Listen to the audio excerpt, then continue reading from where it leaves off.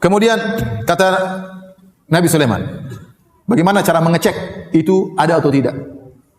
Kata Nabi Sulaiman, "Idhhab bi kitabi hadza fa alqi ilaihim thumma tawalla anhum fanzur madza yarji'un." Kata Nabi Sulaiman, "Wahai Hudhud, pergilah bawalah suratku ini. Jatuhkanlah suratku ini kepada mereka dan pergilah dari mereka, lalu perhatikanlah apa yang sedang mereka diskusikan." Bagaimana sikap mereka menghadapi surat ini. Akhirnya Hudhud terbang dari mana? Palestina, bawa surat. Sepenggal kertas dibawa surat, terbang. Terus lewat sampai masuk ke dalam kerajaan Ratu Bilqis, sampai di kamarnya Ratu Bilqis. Kemudian surat tersebut dilemparkan ke dalam kamar Ratu Bilqis. Ratu Bilqis lihat ada selembaran surat jatuh. Dibuka, ternyata dari siapa? Nabi Sulaiman alaihissalam. Apa isinya? Innahu min Sulaiman wa innahu bismillahirrahmanirrahim. Sungguhnya ini dari Sulaiman dan sungguhnya bismillahirrahmanirrahim. Alla ta'alu alayya wa'tuni muslimin. Ya, janganlah kalian berlaku sombong di hadapanku. Datanglah serahkan diri kalian dalam kondisi Islam. Surat singkat tapi tegas sekali.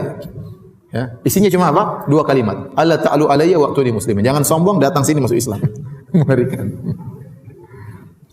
Tetapi waktu Ratu Bilqis baca surat itu, kemudian dia datang kepada rakyatnya, apa yang dia katakan? Dia mengatakan, qalat ya ayyuhal mala'u inni ulqiya ilayya kitabun karim. Wahai rakyatku, wahai pembesar-pembesarku, sungguhnya telah dilemparkan kepadaku suatu surat yang mulia. Dia puji surat tersebut. Dia katakan surat yang mulia. Kenapa surat ini aneh? Ratu Bilqis tinggal di istana, kira-kira di pagar apa di tengah-tengah? Kamarnya kira-kira dekat pagar hansip atau di tengah-tengah? Hah? Ratu Bilqis kamarnya di mana? Di tengah-tengah lah. Untuk bisa sampai ke Ratu Bilqis harus melewati berbagai macam puluhan mungkin pengawal. Ya, tidak mungkin mau ketemu Ratu Bilqis gampang, apalagi masuk di kamarnya enggak gampang. Ya.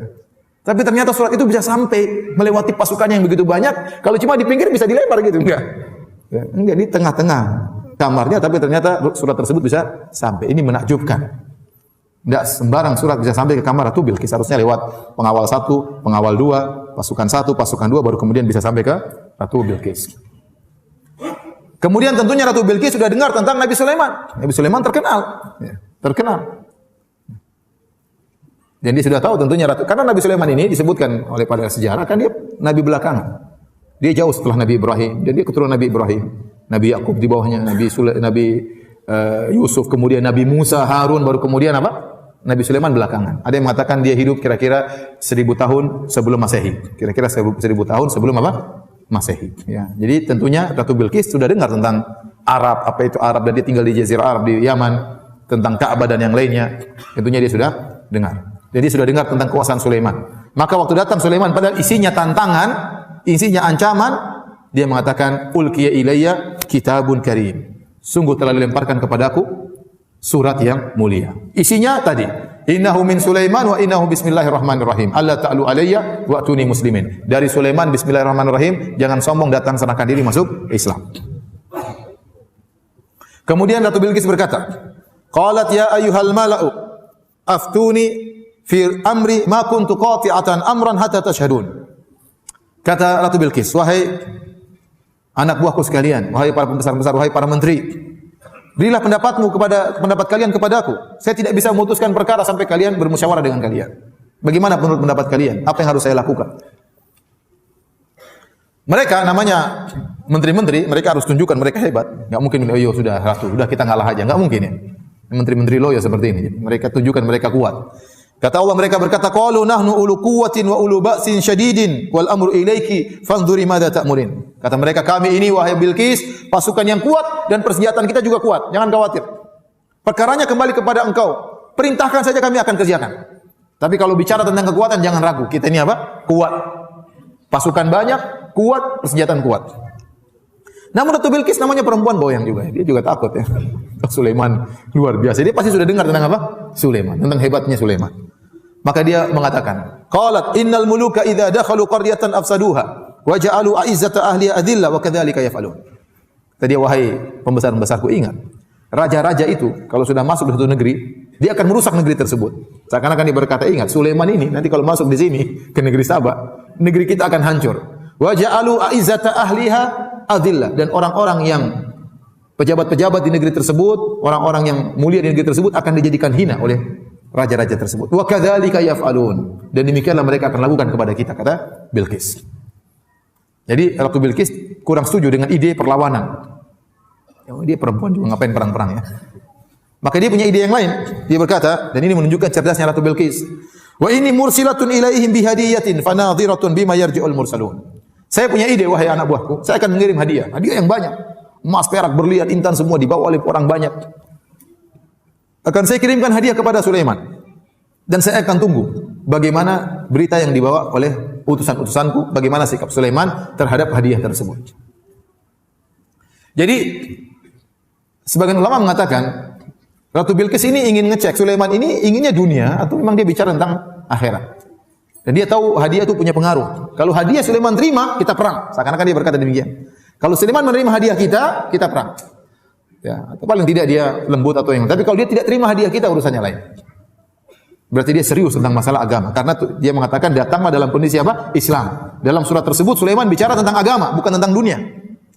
Disuruh masuk apa? Islam. Berarti dia bicara tentang agama. Nah, kalau ternyata dia terima hadiah, berarti dia tidak berbicara tentang agama. Itu hanya sekedar bingkai, tapi isinya bukan masalah agama. Sebagaimana sebagian orang bicara tentang agama, ternyata intinya dunia, bukan perkara agama. Agama tersebut dia hanya dijadikan apa? Bingkai, bungkusan untuk perkara dunia yang ingin dia perjuangkan, bukan masalah agama. Maka dites oleh Ratu Bilqis. Ini cerdasnya Ratu Bilqis. Pertama dia tahu hadiah itu punya pengaruh. Ya. Yang kedua dia ingin mengecek Sulaiman ini bicara dunia atau bicara agama. Falamma jaa Sulaiman, tatkala utusan Ratu Bilqis datang kepada Sulaiman dengan bawa hadiah yang banyak, disebutkan entah berapa ratus orang dikirim oleh Bilqis untuk bawa hadiah tersebut dari Sabah menuju ke Palestina 2000 kilo, memikul hadiah yang sangat banyak kepada Sulaiman. Nabi Sulaiman waktu dikasih hadiah, dia pun marah. Dia mengatakan, qala atumiddunani bimalin fama atani Allahu khairan mimma atakum bal antum bihadiyatikum tafrahun. Kalian ingin berikan saya harta, sementara apa yang Allah berikan kepada aku lebih baik daripada apa yang kalian miliki. Tapi kalianlah orang yang suka membangga-banggakan hadiah kalian. Tidak, Nabi Sulaiman tidak terima. Ya. Seakan-akan Nabi Sulaiman mengatakan, saya ingin dibeli dengan harta, saya ingin dibeli dengan harta, tidak.